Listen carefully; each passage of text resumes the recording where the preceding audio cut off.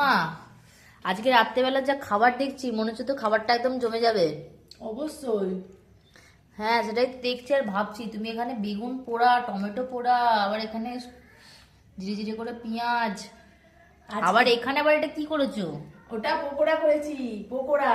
ও। তোরা সন্ধ্যেবেলা বললি, আবদার করলি না করে থাকতে পারি, পকোড়া করেছি ঘরে থাকা উপকরণ দিয়ে। ঘরে মাংস ছিল, বিস্কুটের গুঁড়ো ছিল, হ্যাঁ। দিয়ে হচ্ছে ডিমের ব্যাটার আর হচ্ছে বিস্কুটের গুঁড়ো কোট দিয়ে এটা পকোড়া হয়েছে। হুম। আর এখানে বেগুন ভর্তা হয়েছে, এই দেখ রসুন দিয়ে বেগুনটাকে পুড়িয়েছি, হ্যাঁ। আর টমেটো পুড়িয়ে নিয়েছি, পেঁয়াজ কাঁচা লঙ্কা সরষের তেল দিয়ে মাখাবো। আর এই যে রুটি, আজকে রাতের খাওয়া হচ্ছে এই হবে, দারুণ খাওয়া হবে। তাহলে আমরা তাড়াতাড়ি বসে পড়ি খেতে। তোরা না বসলেও হবে, আমি আমরা না বসলে হয়? দারুণ।